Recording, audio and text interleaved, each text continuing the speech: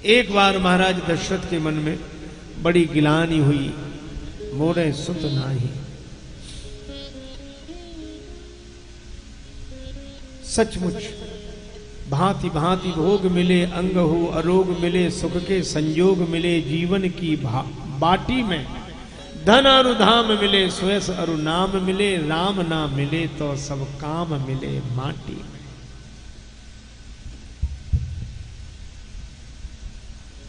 भगवान नहीं मिले ऐसी ग्लानि मन में। मानस में कथा कि केंद्र बिंदु दो हैं, इधर महाराज श्री दशरथ, उधर 10 मुख। और भगवान दशरथ जी के यहां जन्म लेते हैं, 10 मुख को मिटाते हैं। अच्छे बुरे दोनों तरह के लोगों को 10 इंद्रियां तो मिली हुई हैं, 5 ज्ञानेंद्रियां, 5 कर्मेंद्रियां।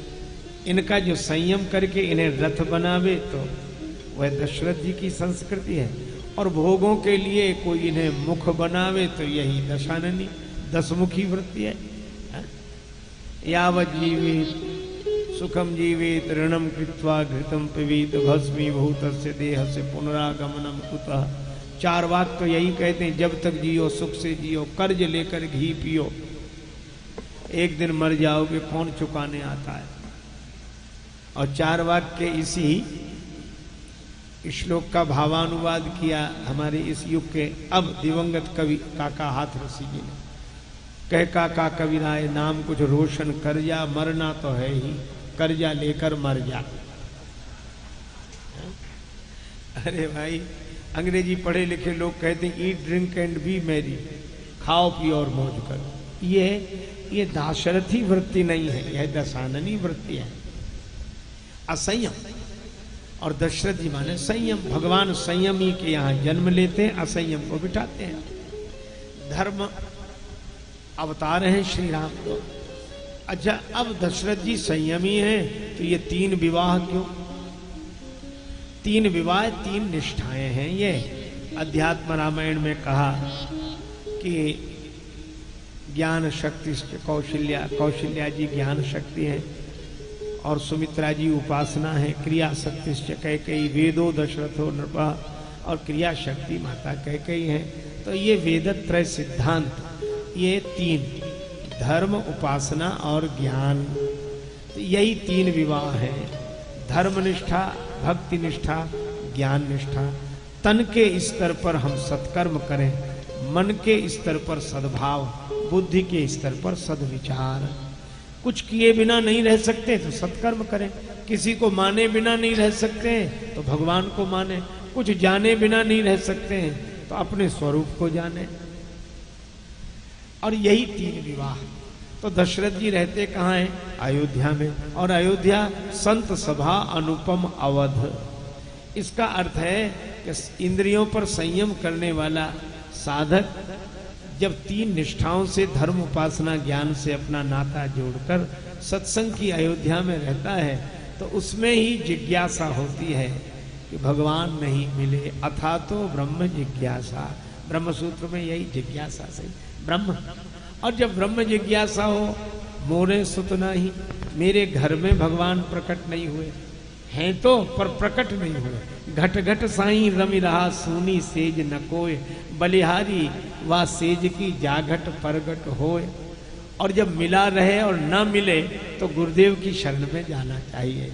तो गुरु गृह गए तुरत महिपाला, तद विधि प्रणिपातेन परिप्रश्नेन सेव्य, उपदेक्ष्यन्ति ते ज्ञानम ज्ञानिनस् तत्वदर्शिनः।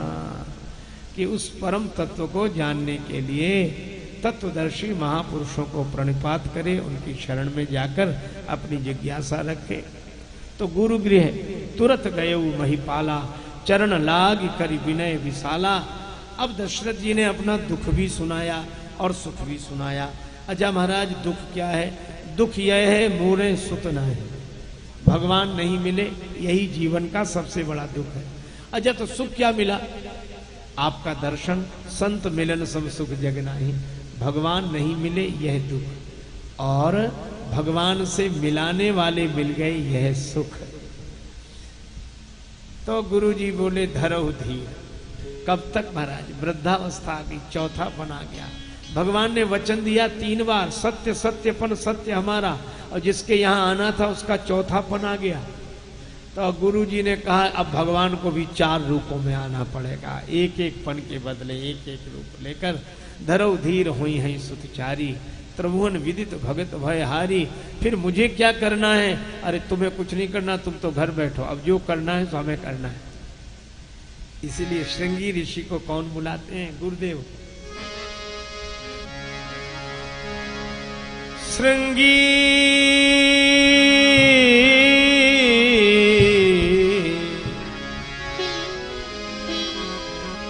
श्रृंगी ऋषि बसे बुलावा, श्रृंगी ऋषि वशिष्ठ बुलावा, श्रृंगी ऋषि वशिष्ठ बुलावा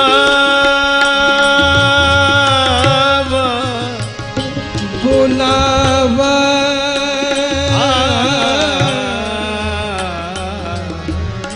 श्रृंगी ऋषि वशिष्ठ बुलावा, श्रृंगी ऋषि पुत्र काम शुभ यज्ञ करावा, पुत्र का शुभ यज्ञ करावा, श्रृंगी श्रृंगी श्रृंगी ऋषि वशिष्ठ बुलावा, श्रृंगी भगति सहित मुनि आहुति दीन है, प्रगटे अग्नि चरु कर लीने। अग्निदेव प्रकट हुए हवि का प्रसाद लेकर।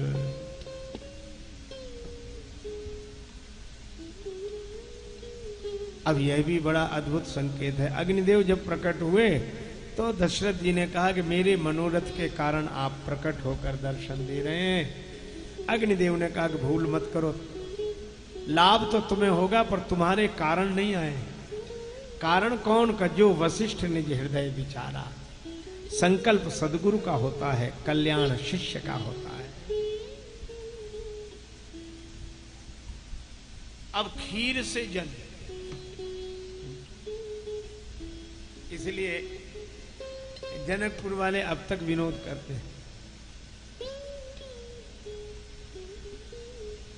इनका जन्म तो खीर से ही हो जाता है। विचित्र प्रणाली है।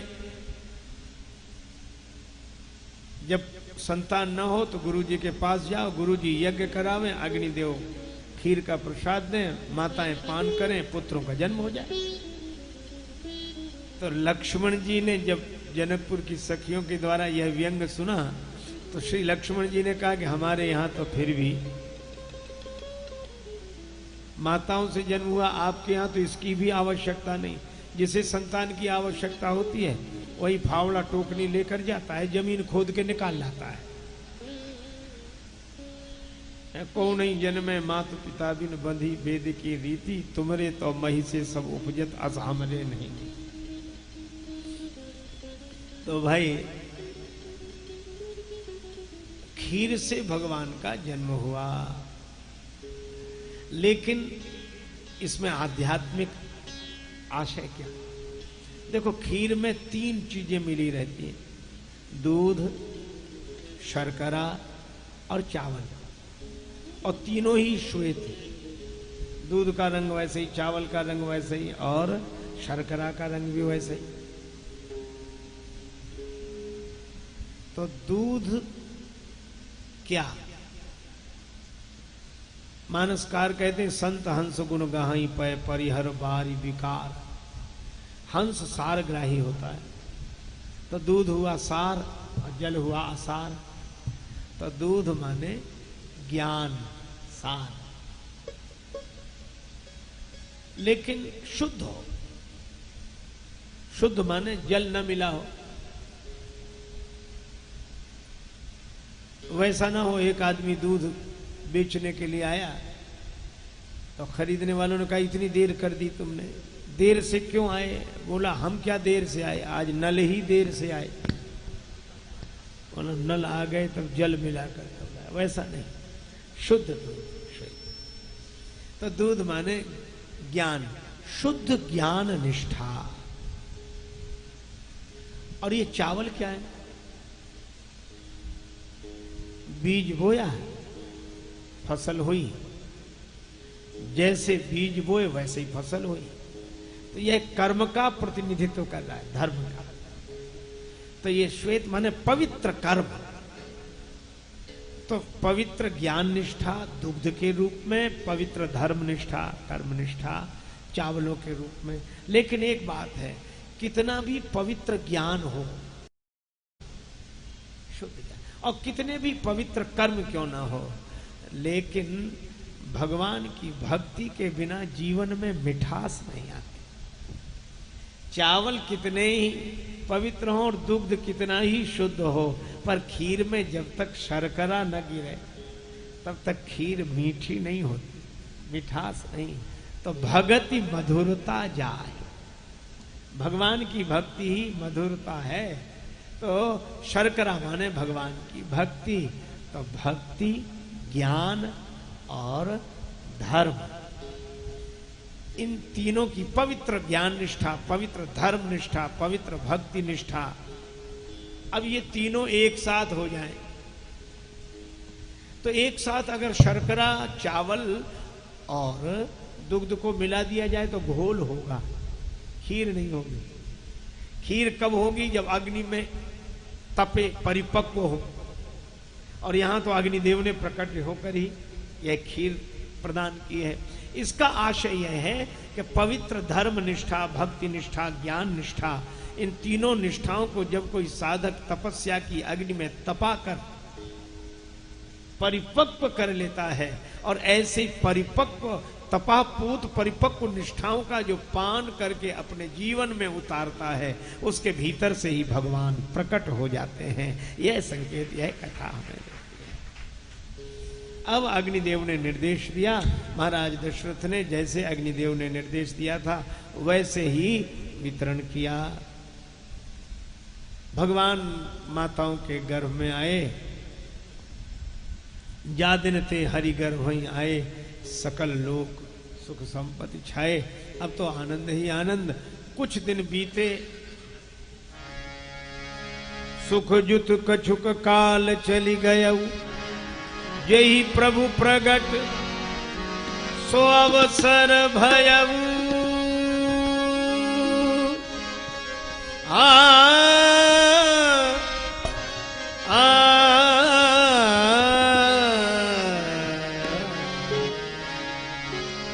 नौमी तिथि मधुमास पुनीता, नौमी तिथि मधुमास पुनीता, नौमी तिथि मधुमास शुक्ल पक्ष अभिजित, हरि प्रीता, हरि प्रीता,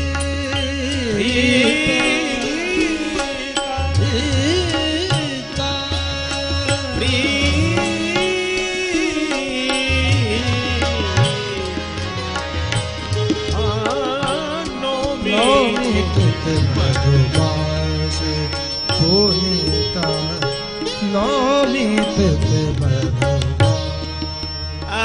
सरयू जी का जल निर्मल हो गया, आकाश निर्मल हो गया, शीतल मंद सुगंधित पवन का प्रवाह होने लगा। सभी भगवान के प्रकट होने का अवसर आया। तो ब्रह्मा जी देवताओं के साथ पधारते हैं, स्तुति करते हैं। अब यह जैसे श्रीमद् भागवत में भगवान की गर्भ स्तुति की गई, इसी तरह यहाँ भी सुर समूह विनती करी पहुंचे निज निज धाम। अच्छा, अपने अपने धाम गए तो भगवान के प्रकट होने तक तो रुकते, दर्शन करके जाते, फिर आए काहे को थे। भगवान तब प्रकटे जब ये गए निज निज धाम, तब जग निवास प्रभु प्रगटे। एक भाव तो यह है कि भगवान ने ही देवताओं से कहा कि अगर आप लोग रहोगे तो हमें ये लोग बालक ही नहीं मानेंगे, हमारी महिमा भगवत रूप में प्रकट होगी और हम नर लीला करने आए, इसलिए आप लोग स्तुति कर ली, अब आप जाओ। और दूसरा आशय यह कि यह देवता ब्रह्मांड में तो रहते ही जहां इनके धाम हैं, लेकिन पिंड में भी रहते हैं। इंद्रिय द्वार झरो खाना, बैठे सुर जहाँ ता करी थाना। आज देवता बड़े प्रसन्न हैं कि अभी तक तो हम मनुष्य के पंच भौतिक शरीर के अंगों पर रहते थे, पर आज स्वयं सच्चिदानंद भगवान मनुष्य रूप में अवतार ले रहे हैं, तो हमें इनके अंगों पर रहने का अवसर मिलेगा। नयन दिवाकर, चंद्रमा मनुष्य का, ये चंद्र देव मन के देवता हैं। तो मानो इन देवताओं ने प्रार्थना की। अग्निदेव बोले प्रभु हम वाणी में आ जाएं, वरुण ने कहा कि हम रसना में, सूर्य भगवान बोले हम नेत्रों में, चंद्रदेव ने कहा कि हम मन में, ब्रह्मा जी ने कहा हम बुद्धि में। इस तरह सबने प्रार्थना की, आज्ञा हो तो भगवान ने कहा आ जाओ। तो सुर समूह विनती करी, मानो भगवान के कमल कोमल कमनीय इस कलेवर में दिव्य वपुष में अपने अपने स्थानों पर सेवा का भाव लेकर विराजमान हुए। तो जग निवास प्रभु प्रगटे अखिल लोक विश्राम, जगन निवास भगवान का प्राकट्य हुआ। और जब प्रकट हुए तो स्तुति होने लगी। भय प्रगट कृपाला दीन दयाला कौशल्या हितकारी, भय प्रगट कृपाला दीन दयाला कौशल्या हितकारी, हर्षित महतारी मुनि मनहारी, अद्भुत रूप